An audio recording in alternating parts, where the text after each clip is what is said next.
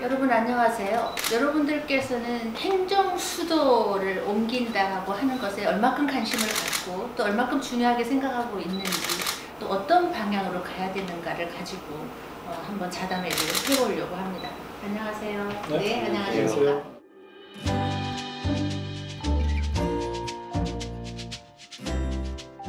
행정수도 이전이 현 시점에서 나오게 된 배경이 좀 무엇인지 좀 궁금하기도 했었거든요. 국회가 통째로 세종시로 이전해야 합니다. 청와대와 정부 부처도 모두 이전해야 합니다.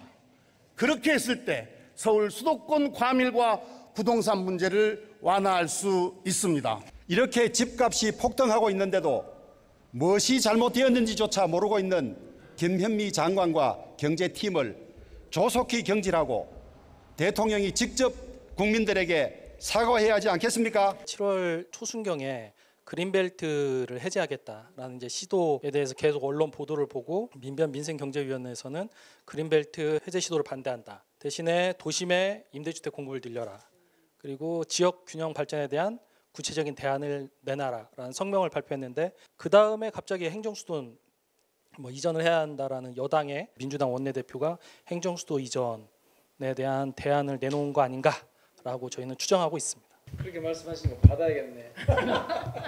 그렇게 말씀하시는 거 받아야겠습니다. 그거는 우연 같지만 되게 필연적인 일이라고 생각합니다. 만약 이대로 두면 한국 사회의 성장이 멈출 거라고 보는 거죠. 다만 이제 그런 논의를 하고 나니까 바로 나오는 얘기가 그럼 서울은 어떻게 할 건데? 다른 지역은 어떻게 할 것인데? 이런 문제가 이제 등장을 했습니다. 그래서 저희 당에서는 국가균형발전, 행정수도 완성 TF 이렇게 이제 가고 있어서 자연스럽게 형성된 거다. 그러니까 잘 짚으셨다.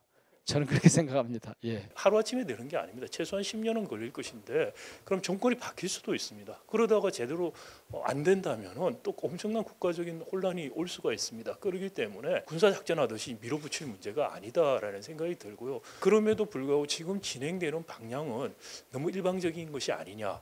정말 국가 백년지 대계를 생각해서 하는 것이냐 아니면 정략적으로 하는 것이냐라는 질문을 계속해서 던질 수밖에 없는 상황이다. 이런 것을 좀 받아들이시고 또 알고 여당에서 하셔야 되지 않을까라는 좀 고언을 드립니다. 가장 기본적으로 접근하는 방식이 여야가 합의해서 국회 내 특위를 꾸려서 박상인 교수님 말씀하신 그 방식으로 간다. 그래서 내일부터 이제 국민들의 여론을 수렴하는 토론회를 국회에서부터 시작해서 부산으로, 광주로, 대전으로 쭉 돌기로 하고 그 계획을 지금 세워서 오늘 확정을 하고 왔습니다. 부동산 정책의 실패를 행정수도 이슈로 좀 알려고 하지 않느냐라는 국민들의 대다수의 또 여론들도 있습니다. 그래서 어떻게 좀 보고 계십니까? 계속적으로 이런 행정수도 이전 논의가 나왔어요. 71년도에요. 김대중 대통령 대선 공약으로도 행정수도 이전 논의가 나왔었고요. 70년대 중후반 공주시로의 행정수도 이전 논의가 나왔었습니다. 그거의 큰 뒷배경에는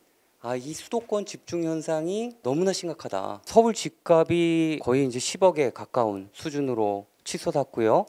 그런 과정에서 민심이 좀 흔들리기 시작을 했었죠. 지금 수도권 집값 상승이 이런 논의에 어떤 그런 좀 물꼬를 틔웠다라고 저는 생각을 하고 있습니다. 수도권 집값을 잡는다고 행정수도 이전을 한다고 하면은 그럼 이전되는 지역 집값을 어떻게 할 거냐라는 거예요. 벌써 거기 호가가 몇 억이 뛰었다, 물량이 없어졌다는 이야기가 나오거든요. 네, 그러니까 민주당에서 부동산 정책 저는 실패를 했다고 생각해요. 문재인 정부 가장 아픈 대목이라고 생각이 되는데 핀셋 규제를 한다고 하고 그리고 대출 규제하고 모든 전방위적인 압박을 해서 특정 지역 집값 잡는 것을 부동산 정책의 목표로 했다는 것 자체가 상당히 잘못된 목표고 실패할 수밖에 없던 정책이라고 생각이 됩니다. 오히려 정부가 공급 정책을 신경을 써야 될 것은 강남이 아니고 비강남 지역의 중산층과 주거 취약계층들이 실질적으로 어포더블하게 살 수 있는데 환경을 개선시켜주고 적정한 가격의 임대주택과 살 수 있는 주택을 마련해주는 그 방향으로 갔다면 지금 같은 사달 안 났을 거라고 생각됩니다. 부동산 가격을 안정시키기 위해서 국가균형발전이나 수도 이전 혹은 행정수도 완성을 내세운다.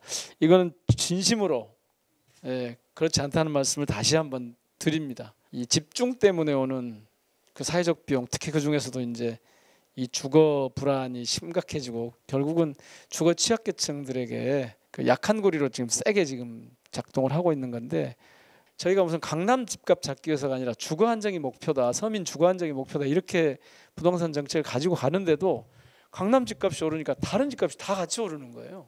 그래서 이제 좀 그런 어려움이 좀 있었다는 말씀을 좀 드립니다. 예. 우리 지구촌에서 이렇게 수도권에 인구가 50% 집중해 있는 나라가 있는지 모르겠어요. 이렇게 토지 집중을 했을 때 주택 가격이 오르는 건 당연합니다. 서울 사람들과 지방 사람들은 판이하게 갈립니다. 지방 사람들은 잘했다고 그러고 서울 사람들은 부동산 집값 떨어질까 봐 그거에 대해서 반발하는 게 매우 강력하고요. 서울 사람들은 너무 잘 살고 지방 사람들은 너무 살기 힘드니까 지방으로 좀 옮겨달라, 우리에게도 좀 먹을 걸 달라, 지금 그런 얘기를 하고 있는 거거든요. 근데 그걸 가지고 부동산 정책 실패니 적당히 마련된 정책이다 이렇게 비판을 하는 거는 적절치 않다라고 판단하고 있습니다. 미래에 진짜 서울만큼 발전 가능성이 있는 어떤 그런 지역을 만들겠다. 아, 지방도 가능성이 있다. 점점 더 좋아질 거다. 이제 이런 식으로 정책을 이제 펴나가는 게 좀 더 실효성 있는 거죠. 그 지방에 있는 도시들이 발전해야 서울에 이렇게 몰린 압력들이 빠져나가지 않겠습니까? 이 정책이 성공하기 위해서 저는 적어도 두 가지 전제 조건이 필요하다고 생각이 됩니다. 하나는 뭐냐면은 지금같이 우리가 중앙 정부가 사실상 거의 모든 것을 하는 단계에서는 수도가 어디 있냐가 너무나 중요해지게 됩니다. 그런데 중앙 정부가 어디에 있든지 간에 지방 정부가 어느 정도의 분권을 가지고 자체적으로 뭘 할 수가 있다면은 수도 이전에 대해서 서울 분들이 반발하는 게 줄어들게 돼요. 그리고 그 지방 분권이라는 게 강화되는 게 결국은 지방에 있는 분들의 삶의 질을 높인다고 생각한다면은 지방 분권을 강화하는 작업이 선결되거나 적어도 같이 이루어져야 된다는 거죠. 그럼 두 번째는 시장의 기본적인 질서, 공정한 질서를 유지하는 그런 룰 세터의 역할, 공정 경제를 지키는 레퍼리 역할을 하는 식으로 바뀌어줘야만, 그래야지 서울을 경제 수도 또는 경제 중심으로 유지하겠다는 것을 믿을 수가 있어요, 사람들이. 특히 부동산 같은 경우에 시장에 맡겨놓으면 우리가 세계 모든 역사를 통해서 보았지만 정글로 되거든요. 부동산 말씀을 드리는 건 아니고요. 아니 그러니까 네, 다른 그렇습니다. 영역도 마찬가지거든요. 근데 맞습니다. 그러니까 네. 제가 말씀드린 게 정부가 누군가가 성공할 수 있는 기회가 다 보장되는 제도를 만들어주고 성공한 사람이 적절한 보상을 받고 재분배 정책을 통해서 양극화 문제를 해소하는 그런 역할을 하자는 겁니다. 그런 식의 역할 전환을 하지 않고서 수도 이전이 정치적으로 가능할까? 그리고 이전을 한다고 해도 효과가 정말 기대하는 만큼 날까라는 말씀을 드리는 거예요. 그렇게 하려고 하죠. 계속 끊임없이. 그런데 이걸 이 시장의 힘을 사실은 국가가 계속 제대로 컨트롤 못한 겁니다. 저기 시장이라는 게 사실은 내버려 둔다고 시장이 돌아가는 게 아니고 지금 우리는 지금 이 상태로서는 시장 경제가 아니라고 생각해요, 저는. 저도 잠깐 좀 얘기 좀 하겠습니다. 이제 박상인 교수님 말씀하신 거는 지방 분권과 시장의 경제 민주화 틀이 필요하다. 그 말씀을 하신 걸로 이해를 하고요. 거기까지 정리하고 넘어가시죠. 이거를 계속 이렇게 할 수가 없습니다. 네. 행정수도 이전이 가능하다고 한다면 국민투표로 만약에 가능해야 될지 다른 개헌 방식으로 해야 될지 어떤 방식이 좋겠는가? 헌법을 개정하는 방법, 그게 첫 번째고, 두 번째는 국민 투표제도를 이용하는 방법, 세 번째는 특별법을 이용하는 방법인데, 특별법을 이용하는 방법과 관련해서는 2004년도에 헌재에서 위헌 결정이 났죠. 민주당에서 특별법으로 행정수도 이전을 해보겠다고 하는데 그건 2004년도에 똑같은 반복이라고 생각을 하고, 국민투표는 어떤가? 왜냐하면 이게 헌법재판소에서 이건 국민들이 가지고 있는 관습헌법이다라고 얘기를 했거든요. 우리나라의 수도는 서울이야라고 믿고 있다는 거기 때문에 이제 국민투표로 해서 과반수가 우리 행정수도 이전하자라고 하면 가능은 합니다. 근데 이게 어떤 문제가 있냐면 헌법 제72조에 국민투표는 외교, 국방, 통일, 기타 국가 안위에 관한 중요 정책에 대해서 국민투표를 하게 돼 있어요. 그럼 과연 행정수도 이전이 외교, 국방, 통일, 기타 국가 안위에 관한 거냐라는 또 문제 제기가 있습니다. 다 포함된. 그렇고 이것도 국민투표로 가기 쉽지 않겠다는 생각이 들고, 그래서 결국은 지금은 헌법을 개정하는 방법으로, 그러니까 국회의원 3분의 2의 찬성, 그리고 국민들 투표의 과반수 찬성, 국민적 합의를 바탕으로 여당과 야당이 합의하에 헌법 개정을 통해서 해결하는 게 타당하다고 생각합니다. 앞으로 전국을 돌면서 갖게 될 의견 수렴 과정을 통해서 나와야 될 거고, 무엇보다도 사실은 어떤 것이든 간에 야당의 동의 없이는 혹은 야당과 합의 없이는 이루어질 수 없다. 국회에서 특위를 꾸려서 여야가 합의할 수 있는 안을 만드는 것, 방법을 찾는 것, 이게 먼저다. 지금 그렇게 가고 있고요. 여기에 매몰돼 가지고 다른 민생 문제까지 이제 놓치게 되면 그것도 큰일이잖아요. 그래서 사실은 되게 무겁습니다. 행정수도 이전을 이렇게 좀 긍정적으로 보고 좀 유효에 좋은 사례가 있습니까? 저희도 이제 우리가 이전에서 성공 안 한 사례가 없죠. 우리 교수님들이 말씀을 해주셔야 될 것 같아서.